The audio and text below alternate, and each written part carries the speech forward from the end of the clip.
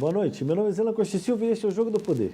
Essa semana nós vamos entrevistar um ex-deputado federal, uma pessoa com grande experiência política, advogado de formação, procurador federal aposentado, pessoa com formação em mestrado em filosofia, uma pessoa que conhece muito da política brasileira, muito da política baiana, e vamos tentar destrinchar esse momento com Severiano Alves. Seja bem-vindo ao Jogo do Poder.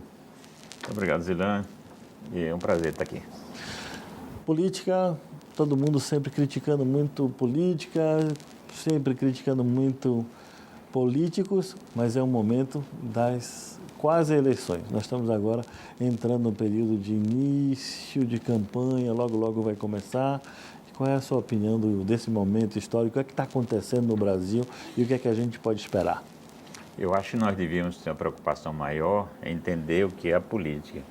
Até porque nossa regra de vida está escrita numa carta que a gente chama de Carta Magna, que é a Constituição. E o Brasil, ao longo dos seus 500 anos, sempre cultivou essas tradições, esses costumes nessa Carta Magna, nessa Constituição. E ela é tão importante que o artigo 1º diz assim: todo poder emana do povo e é exercido pelos seus representantes. Ora, em nome deles.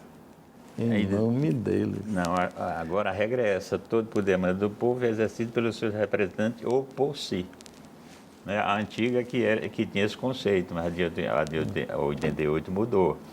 Então, é tão importante que nós temos que nos preocupar com isso. É o artigo 1º. Então, se a gente não se preocupar em escolher o representante, poxa, como é que nós vamos ter vida tranquila? Como é que nós vamos ter respeitado as instituições, os nossos direitos, se a gente não tem um representante escolhido adequadamente, que cumpra a palavra, que tenha referência pública, que tenha caráter ilibado ou princípios éticos intocáveis? Então, essa é a regra que nós devemos obedecer. E o Brasil agora precisa cuidar disso. 7 de outubro é a oportunidade que os brasileiros têm de fazer valer esse princípio. Todo mundo reclama muito da democracia, porque a democracia não funciona, mas não existe outro sistema igual à democracia. É o menos falho de todos. De qualquer nação que não tenha um poder democrático, ou regime democrático, melhor dizendo. Então, graças a Deus que o Brasil ainda é um país que tem uma democracia. Muitos até dizem que é exagerada, né? Mas ela é boa, tudo funciona. Tudo funciona no Brasil, as instituições funcionam, não há intervenção de poder em poder, né? Como em outros países, fechar o judiciário, tolir o judiciário de decidir, a polícia tem livre-arbítrio de investigar e tudo. Então, aqui não tem maior nem menor. A lei no Brasil é sempre para todos, né? Agora, se o efeito dessas leis, né, contempla, vamos dizer assim, a uma decisão vamos dizer, justa, aí fica a critério de quem julga. Aí são outras questões. São outras questões, mas a lei existe e ela é feita para se aplicar, para se cumprir. Agora, uma das coisas que se fala muito, sobretudo uma parte da juventude brasileira que não viveu o período de ditadura militar, é a vontade. Surge muito nas pesquisas a vontade de um governo mais autoritário no país, sobretudo nessa faixa etária. A sua experiência de vida passou por esse período mais difícil da nossa história recente. O que é que você vê nesse processo histórico e nesse pensamento da atualidade? A gente viveu, por exemplo, que sou uma pessoa já com idade bastante avançada, mas eu acho que o Brasil hoje, vamos dizer assim, não vive, vamos dizer assim, uma fase ideal da República, certo? Mas há esperanças. Eu acho que nós passamos por um regime também de exceção, que o regime militar não foi bom, né?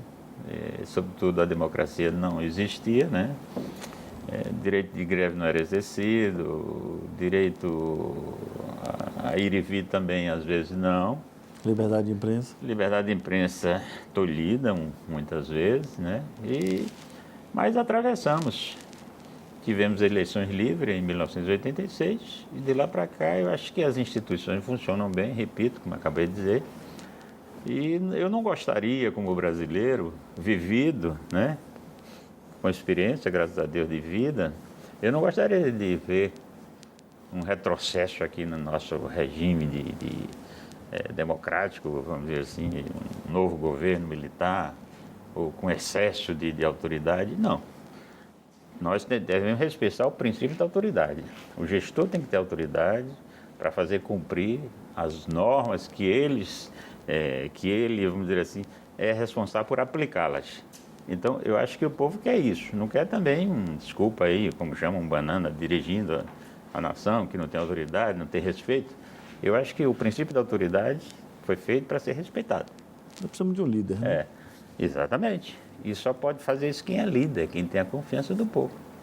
Então, essa autoridade ela tem que ser respaldada publicamente. E eu acho que falta isso no Brasil. Mas nunca que queiramos, aqui no Brasil, um regime autoritário. Isso nunca mais. Agora, vamos falar um pouco de política e de sua trajetória política. Como é que a política entrou na sua veia? Bom, todos nós, eu sempre digo assim, política é a vocação. Todo brasileiro, eu não diria todo, mas a grande maioria dos brasileiros tem uma vocação política. E essa vocação política, ela é exercida quando você cria uma ideia. Eu gosto de política, todo mundo gosta de política. Mas para eu exercer essa vocação, eu crio uma ideia. Qual é a ideia? Eu quero ser vereador, quero ser prefeito, quero ser governador. Então você já está no campo das ideias. Mas para essas ideias funcionarem, você tem que profissionalizar elas.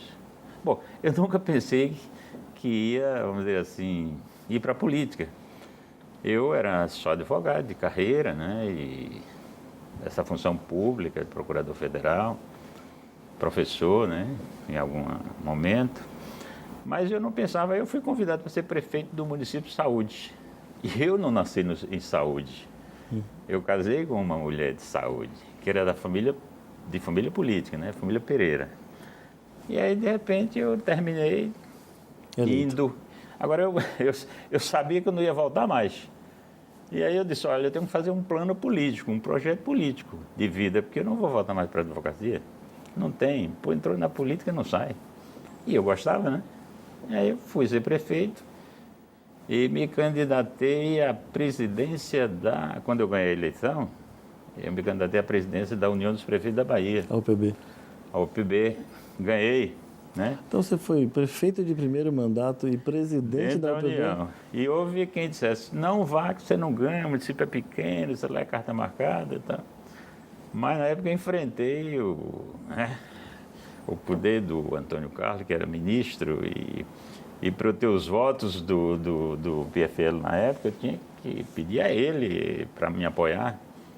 Ele não queria que tenha um candidato, mas terminou aceitando e eu ganhei. E depois o outro desafio foi a Confederação Nacional dos Municípios, que eu ganhei também. Ah, foi? Foi. Ou seja, isso tudo no seu primeiro mandato? Mandato de prefeito. Aí me elegi deputado federal, que era o plano. Eu não queria ser estadual, eu queria ser logo federal. Eu digo, bom, eu acho competente para servir ao país lá no Brasil. Então foram 4 anos de mandato? 4 anos de prefeito, dentro desses 4 anos eu tive 2 na UPB, e mais 2, quer dizer, no último ano eu me elegi para a Confederação, e eu terminei o mandato e cumpri ainda fora do mandato, que na Confederação permite você, sem um mandato de prefeito, continuar na Confederação. Na UPB não, é vinculado, né? Então, eu tive esses 4 anos também de experiência estadual e nacional. E aí fui para deputado federal, ganhei a primeira eleição, e o outro desafio foi, com 15 dias de congresso, eu disse, ou eu ouso, ou eu vou ficar aqui entre os 513, sou mais um e vou ser baixo clero a vida toda. É como chamam os deputados que não têm acesso à mídia ou não têm notícia, né? E aí eu me candidatei à presidência da Comissão de Educação. E ganhou. Né? 15 dias de congresso. E teve um fato interessante que eu cheguei para o líder, o deputado Miro Teixeira, né? A figura, né, Conhecido ultimamente. conhecida nacionalmente e tal.